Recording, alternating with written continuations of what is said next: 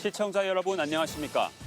시민의 눈높이에서 질문하고 한국 사회에 화두를 던지며 더 나은 내일을 만들어가는 뉴스 프리즘 시작합니다. 이번 주 뉴스 프리즘이 주목한 이슈 함께 보시죠.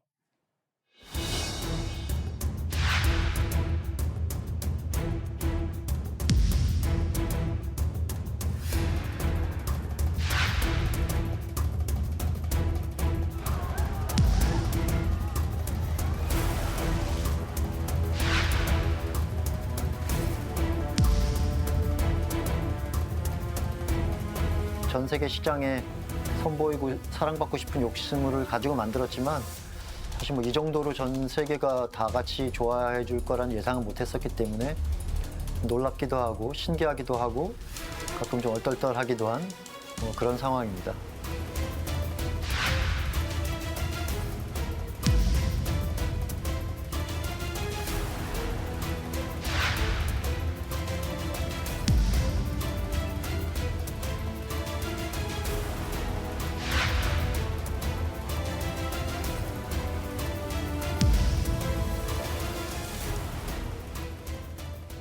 방탄소년단 음악이 영화 기생충이 전 세계를 매료시켰습니다. 이번엔 드라마입니다. 오징어 게임이 넷플릭스에서 전 세계 94개국 시청 1위에 오르며 흥행 질주를 이어가고 있는데요. 세계를 평정한 K-드라마의 인기를 워싱턴 이경희 특파원이 미국 현지에서 취재했습니다. 넷플릭스 공개 26일 만에 전 세계 1억 1천만 명의 눈을 사로잡으며 94개 나라에서 1위에 오른 오징어 게임. 미국인들도 주변에서 오징어 게임 얘기밖에 안 한다고 말할 정도로 그 인기를 실감할 수 있습니다. 한국식 빵을 파는 제과점에선 달고나가 인기 상품으로 떠올랐습니다. 수작업이라 하루 100개 정도밖에 만들지 못하는데 대부분 예약 주문으로 미리 팔려나갑니다. 워싱턴, 버지니아뿐만 아니라 굉장히 먼 곳에서도 주문이 많이 들어와요. 하지만 멀리에서 들어오는 거는 못하고 있고. 미국에선 다음 주 헬로윈을 앞두고 아마존에만 오징어 게임 관련 상품이 5,000개 가까이 판매되고 있고 오프라인 매장에도 주문이 잇따르고 있습니다. 코로나19 속 유례 없는 물류 대란에 해외 배송이 늦어지며 아직 매장에 도착도 못했지만 선주문이 쇄도하는 겁니다. So I've never seen anything like this. People are calling, people are stopping by. Where can I get a Squid Game costume? This is the number one costume for this year, for 2021. 미국 내 한국인들은 오징어 게임의 인기가 BTS 또 영화 기생충 때와는 체감하는 정도가 또 다르다고 말합니다. 좀 더 가까이에서 직접적으로 느낄 수 있다는 겁니다. 실제 이런 거리에서도 이미 오징어 게임을 봤다는 미국인을 어렵지 않게 만날 수 있습니다. 공감할 수 있는 소재에 더해 K-팝이나 영화보다 상대적으로 접근이 쉬운 OTT 콘텐츠란 점이 미국을 비롯한 해외 팬들을 한층 더 끌어당긴 요인으로 평가됩니다. So I watched it in the original Korean with the subtitles, so I would get more of the emotion and everything. I feel like slowly but surely the American audience is going to get used to having to put subtitles on and. 결국 언어가 아닌 콘텐츠의 질이 성공을 좌우한다는 사실이 입증되면서 외국어 영화 드라마를 틈새 시장 정도로만 여겼던 미국의 콘텐츠 제작 업체들은 앞다퉈 해외 시장으로 고개를 돌리고 있습니다. 넷플릭스는 오징어 게임으로 사상 최고 주가를 기록했고 3분기에만 유료 가입자를 438만 명 늘리는 성과를 거뒀습니다. Anymore. I think it's and there's a reason Netflix invested and Disney and Apple are investing all that money in Korean content because it's here to stay and it's going to take a bigger chunk of the entertainment dollar. 냉전 시대 군비 경쟁이 이제 콘텐츠 경쟁으로 바뀌고 있는 시대에서 한국 같은 문화 강국이 최대 수혜자가 될 거란 외신의 전망이 현실이 되고 있습니다. 워싱턴에서 연합뉴스TV 이경입니다. 한국 사회의 부조리를 다루고 있는 오징어 게임, 전 세계인의 공감을 불러일으켰습니다. 심화하고 있는 경제적 양극화가 공감의 배경이 됐다는 분석인데요. 오징어 게임에 감정이입하는 시민들의 목소리를 윤솔 기자가 들어봤습니다. 나오니까 더 지옥이다.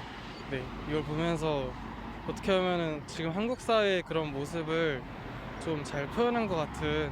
네, 저도 알바를 구하는 사람으로서 좀 많이 구하기도 힘들고, 근데 돈은 또 나갈 때도 많고 기회는 많이 없으니까.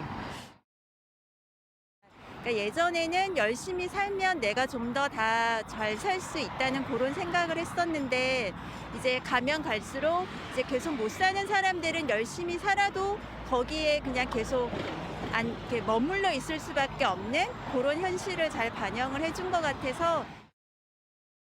불평등한 것도 느꼈죠. 그게 이제 혼자서 생존하기 위해서 남을 죽여야 되니까 그거는. 드라마 오징어 게임에 열광하는 이유. 사람들은 등장인물들의 벼랑 끝 처지가 자신의 모습과 겹쳐 보였다고 말합니다. 목숨을 건 생존 게임에 뛰어든 사람들과 이를 유희거리로 소비하는 사람들의 강렬한 대비가 공감을 자아낸 겁니다.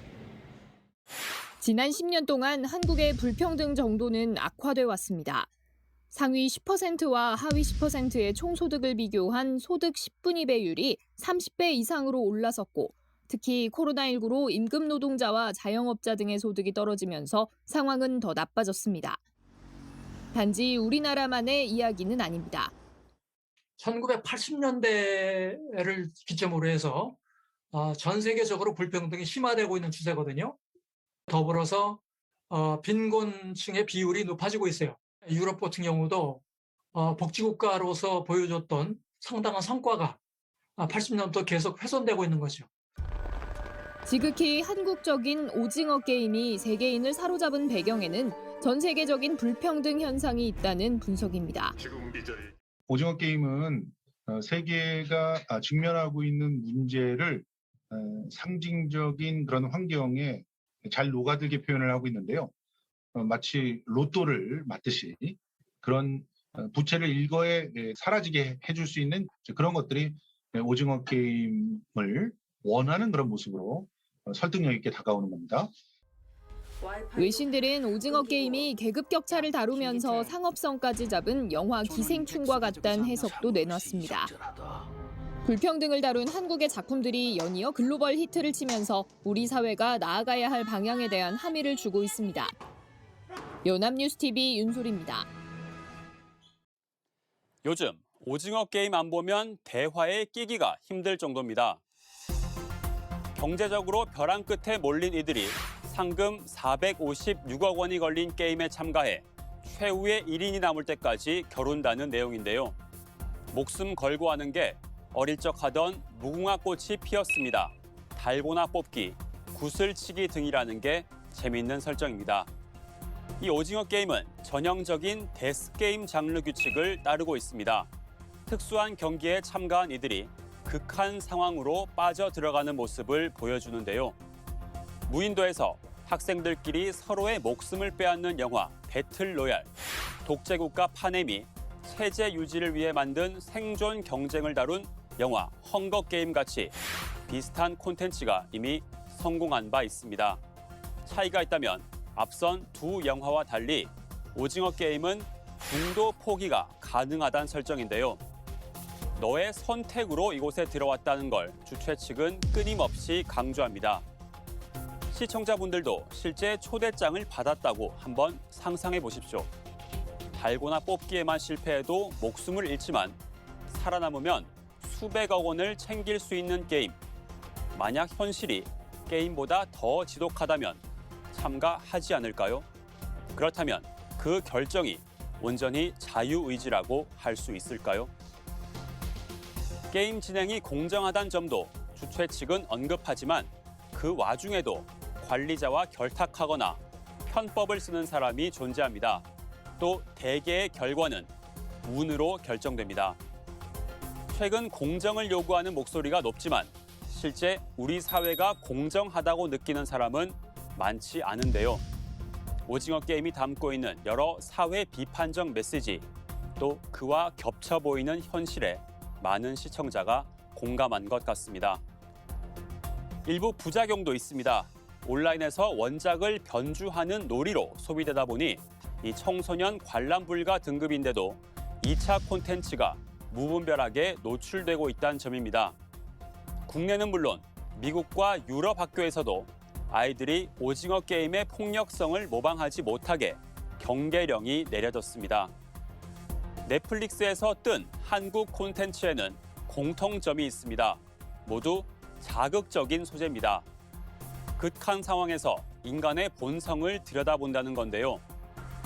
우리 콘텐츠가 잘 나가는 건 좋은 일이지만 플랫폼의 영향력이 계속 커지는 상황에서 가뜩이나 좁은 콘텐츠 다양성의 문이 더 좁아지는 건 아닐지 우려하는 목소리도 있습니다. 넷플릭스도 도마 위에 올랐습니다. K 콘텐츠의 성과를 독점하고 있다는 비판인데요. 탈세, 수익 배분, 망 사용료 논쟁까지 소재영 기자가 넷플릭스 논란을 짚어봅니다. 킹덤에 이어 DP와 오징어 게임까지 세계 시장을 향한 K 콘텐츠들의 질주는 그야말로 파죽지세입니다. 오징어 게임의 시청자 수는 전 세계적으로 1억 명이 넘습니다. 창출된 경제적 가치만 해도 우리 돈으로 1조 원에 육박합니다. K 콘텐츠의 흥행에 발맞춰 그 독점 공급망 노릇을 한 넷플릭스의 주가도 고공행진 중입니다. 8월 초 $500 초반선이던 이 회사의 주가는 국산 콘텐츠들의 선전에 힘입어 지난 5일 $600 중반선까지 뛰었습니다. 하지만 제작비를 댄 대신 넷플릭스를 통해 제공된 드라마의 지적재산권은 모두 넷플릭스 소유입니다. 제 아무리 흥행에 성공해도 투자금을 뺀 수익은 넷플릭스 독차지란 뜻입니다. 오징어 게임만 해도 제작사가 받은 투자는 $2,140만. 나머지 모든 수익은 넷플릭스에게만 돌아갑니다. 물론 국내 투자자들에게 외면받았던 작품들을 세계 시장에서 빛을 보게 해주고 제작 관행을 개선했다는 점에서는 순기능이 있습니다. 국내 투자자들이 외면하고 있는 작품들을 넷플릭스가 발굴해서 투자해준 거잖아요.